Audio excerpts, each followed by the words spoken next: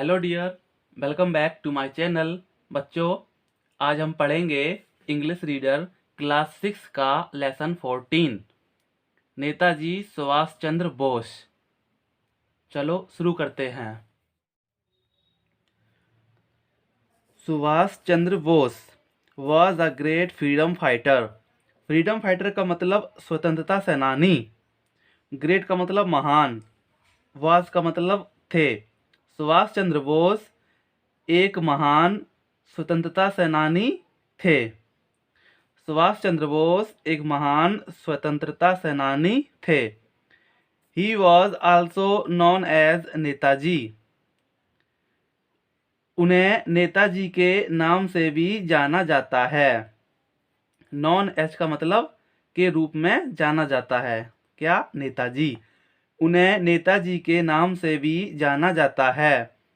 He was born on 23 January 1897. He was born on 23 January 1897. वह 23 जनवरी 1897 में पैदा हुए थे। कहाँ? इन आ हिंदू फैमिली इन कटक, उड़ीसा। उड़ीसा में पड़ता है ये कटक। कटक में एक हिंदू परिवार में वह 23 जनवरी 1897 में कटक में एक हिंदू परिवार में पैदा हुए थे। वह 23 जनवरी 1897 में कटक में एक हिंदू परिवार में पैदा हुए थे। हिज फादर्स नेम, उनके पिता का नाम वाज जानकीनाथ बोस। उनके पिता का नाम जानकीनाथ बोस था। एंड और हिज मदर्स नेम, उनकी माता का नाम वाज प्रभावती देवी। और उनकी माता का नाम प्रभावती देवी था। उनके पिता का नाम जानकीनाथ बोस और उनकी माता का नाम प्रभावती देवी था। He was a very brilliant student in the school. Brilliant का मतलब प्रतिभाशाली, स्टूडेंट का मतलब छात्र। वह स्कूल में एक बहुत प्रतिभाशाली छात्र थे। वह स्कूल में एक बहुत प्रतिभाशाली छात्र थे। ही completed his schooling from Cuttack. उन्होंने अपना स्कूल कटक में पूरा किया। कंप्लीटेड का मतलब पूरा किया। उन्होंने अपना स्कूल कटक में या कटक से पूरा किया। Matriculation from Calcutta, now Kolkata. जो कलकत्ता है वो अब कोलकाता है। मैट्रिकुलेशन का मतलब हाई स्कूल, यानी कि क्लास 10th। उन्होंने अपनी कक्षा 10 कलकत्ता से की। एंड बीए यानी कि स्नातक from the University of Calcutta in 1918। और 1918 में कलकत्ता विश्वविद्यालय से स्नातक किया। उन्होंने अपना स्कूल कटक में पूरा किया और कक्षा 10 कलकत्ता से की और स्नातक 1918 में कलकत्ता विश्वविद्यालय से पूरा किया। लेटर यानी कि बाद में। लेटर का मतलब होता है बच्चों बाद में। His father sent him to England. बाद में उनके पिता ने उनको इंग्लैंड भेज दिया। सेंड का मतलब भेज दिया। To appear in the Indian civil services ICS। ICS का फुल फॉर्म होता है इंडियन सिविल सर्विसेज एग्जामिनेशन। बाद में उनके पिता ने उनको इंग्लैंड भेज दिया भारतीय सिविल की परीक्षा देने के लिए, यानी कि ICS की परीक्षा देने के लिए उन्हें इंग्लैंड भेज दिया उनके पिता ने। बाद में उनके पिता ने उनको इंग्लैंड भेज दिया भारतीय सिविल सर्विस की परीक्षा देने के लिए। He passed and joined the service. वह पास हो गए और सर्विस ज्वाइन कर ली, यानी कि पास हो गए और नौकरी में लग गए। बट सून, लेकिन जल्द ही रिजाइंड। रिजाइन का मतलब होता है इस्तीफा देना। From the Indian civil services, जल्द ही उन्होंने भारतीय सिविल सर्विस से इस्तीफा दे दिया। जल्द ही उन्होंने भारतीय सिविल सर्विस से इस्तीफा दे दिया। एंड और रिटर्न टू इंडिया, भारत वापस आ गए, और भारत वापस आ गए to participate in the freedom movement. Freedom movement का मतलब होता है स्वतंत्रता आंदोलन। पार्टिसिपेट का मतलब भाग लेने या भाग लेना। और भारत वापस आ गए स्वतंत्रता आंदोलन में भाग लेने के लिए। जल्द ही उन्होंने भारतीय सिविल सर्विस से इस्तीफा दे दिया और भारत वापस आ गए स्वतंत्रता आंदोलन में भाग लेने के लिए। He was very much influenced by the nationalist Deshbandhu Chittaranjan Das, his political guru। his political guru का मतलब अपने राजनीतिक गुरु।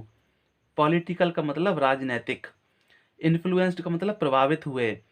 नेशनलिस्ट यानी कि राष्ट्रवादी देशबंधु चित्तरंजन दास, वह अपने राजनीतिक गुरु राष्ट्रवादी देशबंधु चित्तरंजन दास से बहुत प्रभावित हुए।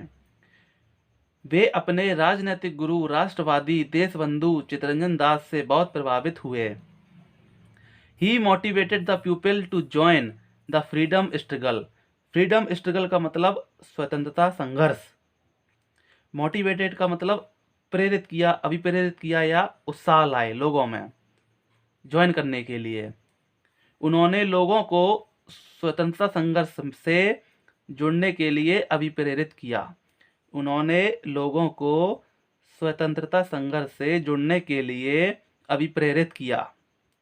अभिप्रेरित का मतलब बच्चों उत्साह, लोगों में उत्साह लाए। स्वतंत्रता संघर्ष में जुड़ने के लिए लोगों में उत्साह लाए। Subhash Chandra Bose strongly opposed British rule through the newspaper called Swaraj. Strongly यानी कि दृढ़ता से या मजबूती से, अपोज्ड यानी कि विरोध किया, अपोज्ड ब्रिटिश रूल यानी कि ब्रिटिश शासन का विरोध या ब्रिटिश राज का विरोध। थ्रो के माध्यम से, के द्वारा, न्यूज़पेपर यानी कि अखबार से, अखबार के माध्यम से। कॉल्ड क्या क्या नाम था उस पेपर का? स्वराज। सुभाष चंद्र बोस ने स्वराज नामक अखबार से ब्रिटिश शासन का दृढ़ता से विरोध किया। सुभाष चंद्र बोस ने स्वराज नामक अखबार से ब्रिटिश शासन का दृढ़ता से विरोध किया। He went away to Singapore, वे सिंगापुर चले गए। He went away to Singapore, वे सिंगापुर चले गए। एंड और formed his own Indian National Army, formed his own Indian National Army, वे सिंगापुर चले गए और अपनी भारतीय राष्ट्रीय सेना, और अपनी भारतीय राष्ट्रीय सेना का गठन किया। वे सिंगापुर चले गए और अपनी भारतीय राष्ट्रीय सेना का गठन किया। INA Indian National Army, also known as Azad Hind Fauj, Azad Hind फौज के नाम से भी जाना जाता है। भारतीय राष्ट्रीय सेना आज़ाद हिंद फौज के नाम से भी जाना जाता है। He gave the slogan to his army, उन्होंने अपनी फौज को नारा दिया। स्लोगन का मतलब होता है नारा। टू हिज आर्मी अपनी आर्मी को, गिव का मतलब दिया। उन्होंने अपनी फौज को नारा दिया। क्या दिया? दिल्ली चलो यानी कि दिल्ली चलो, एंड और जय हिंद, जय हिंद। दिल्ली चलो और जय हिंद का नारा दिया। He inspired his army through his great words, उन्होंने अपने महान शब्दों के माध्यम से अपनी सेना को प्रेरित किया। इंस्पायर्ड का मतलब प्रेरित, हिज आर्मी अपनी सेना को, थ्रो का मतलब माध्यम से, क्या माध्यम था, हिज ग्रेट वर्ड्स अपने महान शब्दों के माध्यम से, उन्होंने अपने महान शब्दों के माध्यम से अपनी सेना को प्रेरित किया। अब वो शब्द कौन से थे, गिव मी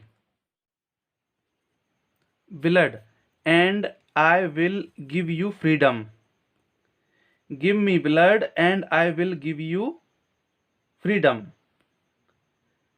तुम मुझे खून दो और मैं तुम्हें आज़ादी दूंगा, तुम मुझे खून दो और मैं तुम्हें आज़ादी दूंगा। To make his motherland free from the rule of the Britishers, to make his motherland free from the rule of the Britishers, Britishers, motherland का मतलब मातृभूमि, फ्री का मतलब स्वतंत्र, अपनी मातृभूमि को ब्रिटिश राज से स्वतंत्र करवाने के लिए, तुम मुझे खून दो मैं तुम्हें आज़ादी दूंगा, इसलिए अपनी मातृभूमि को ब्रिटिश राज से स्वतंत्र करवाने के लिए।